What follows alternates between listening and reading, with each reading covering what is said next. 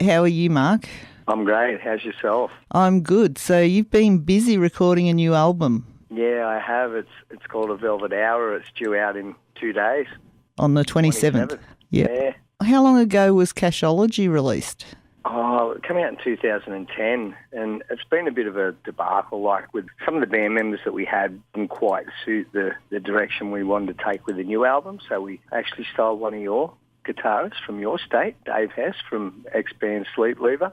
Right. And he lives up here now, and we got another guitarist from Sydney, and my son's actually on drum. He's a drum virtuoso, and I've got the same bass player, and we recorded it all and went through the motions of, studio funds and antics and bads and ups and downs and goods and all that kind of thing, but we finally got the product to where we needed it, so we're really happy, yeah.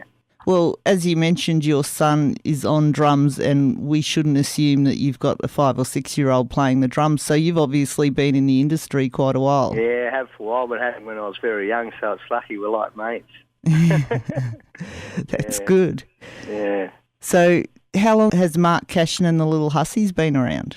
Well, probably coming on to our 7th year now. Got our first album, Bed of Light, our second album, Cashology, and this album was supposed to be out at Christmas last year, before the Christmas just gone, but basically we pulled it down and we re-recorded it with the proper members that we wanted on the album, and so it took a little bit longer. So it's been 2.5 years on this album. Can I ask you a bit about your history in the music industry? What other bands have you had? Or Yeah, we brought out an EP when I was about 26 or something like that, with a band called Smash Palace. We were a Newcastle rock band. You did okay with that band, didn't you? I've heard of them. Yeah, it was good. We unfortunately lost a member to suicide, so we pulled that down and sort of went dormant a little bit and just done some stuff in Sydney and its surroundings with Australia. I was the singer of the Australian Pearl Jam show. It was a concept show. Right. It was a pretty big show and attracted good numbers in that area, at that time. But then I sort of, everything I wrote was dark and morbid because of what Baz had done, and so I sort of had to have myself a 100k head-on car crash to finally get out of me what I wanted to. So that's where I started writing songs. I couldn't quite get them out like I wanted, and after that, it all come clear, So you've, as I said, Smash Palace, I've heard of them, so they, they did okay for themselves. You've sort of had the spectrum of the music industry in Australia. Yeah. I kind of, after that, I wanted to give it away, and I thought, Jesus, this is what's going to cause, this is how serious the music business, as we watch all the time, people fade away for the wrong reasons, you know what I mean? It only made me stronger to stick to my guns and make sure I got good product out to the world and let the world hear a bit of what I've got to offer. That must have been a very dark time for you, and I guess it made you look at the industry in a different way too, because it can really eat people up, can't it? Yeah. Well, unfortunately, that was the case on that occasion, and I had to pull myself away and take a good, long, hard look, and things were just floating around. I guess I was in a delirious state for a couple of years, just thinking what happened and all that kind of thing. But after I had the crash, I spent 2.5 years and just writing my first album, Bed of Light, and realised I had to put a band together because I'm a live performer. That's what I prefer to do. And so here we are 8 years later with 2 days off a great album that we believe is going to challenge anything globally. Yeah, so you sort of had your life flash before your eyes and realised that music was what you had to do. Yeah, I watched my father sing when I was 5, I went, wow, I want to do that, and then he died when I was 10, so I thought I'm going to stay doing that, and years later I look back and think, well, I've done that, I was told if you want to be that, you got to wake up in the morning until you go to bed at night if you want to be that, you know what I mean?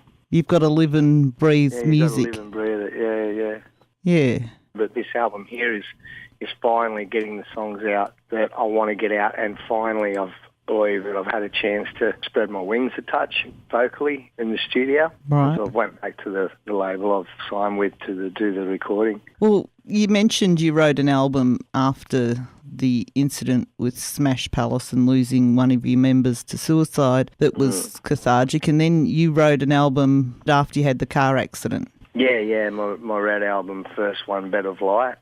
Yeah.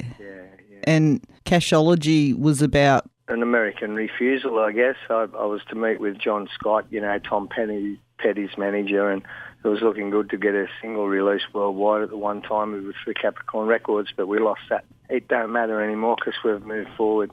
And so then what is the new album, A Velvet Hour? What's been the inspiration for that?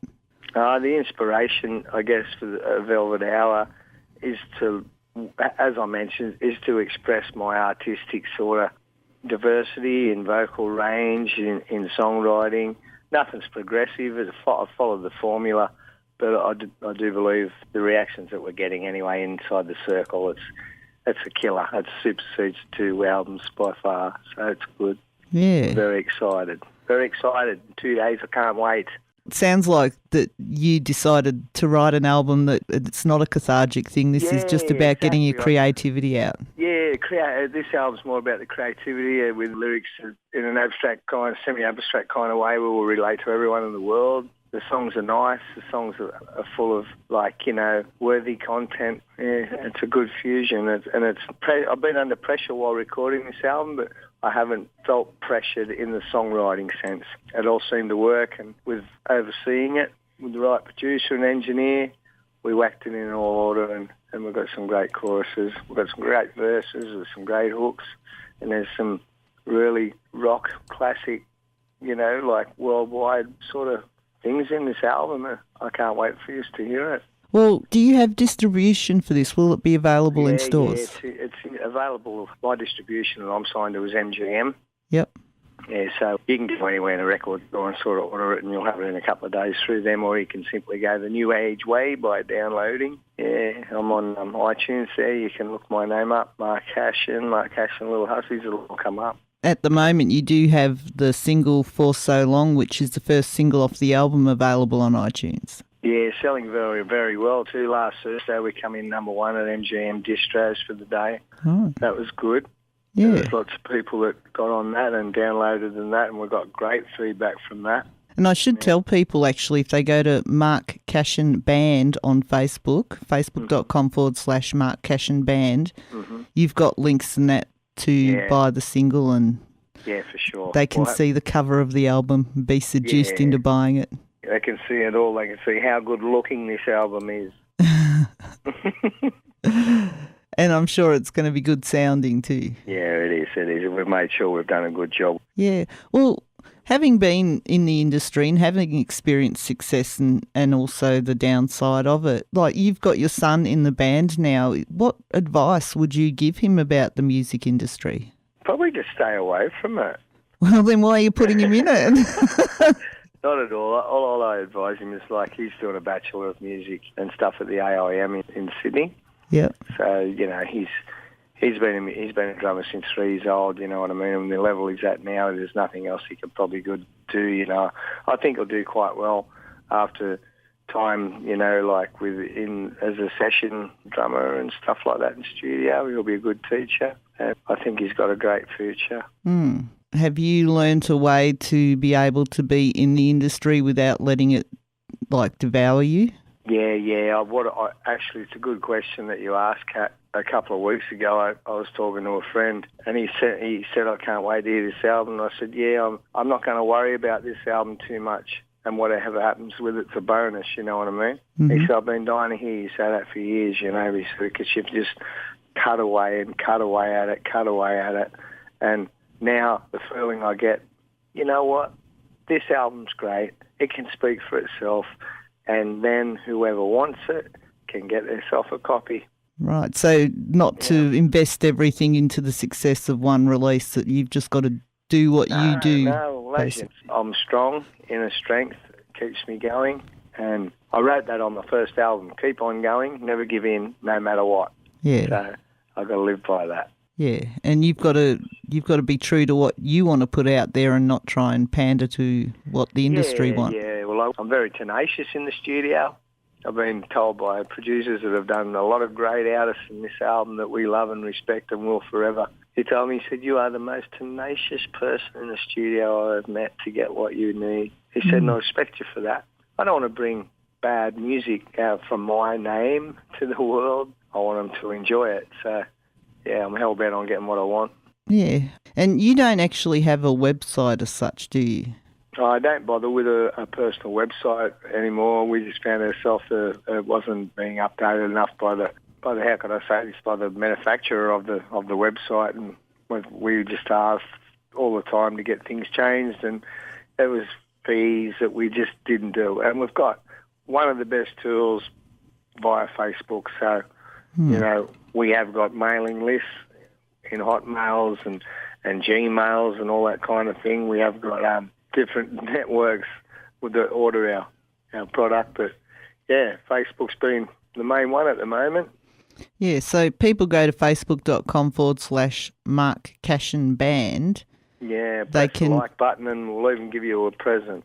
We'll send you it immediately. It's a phone app. We have a brain teaser on the band.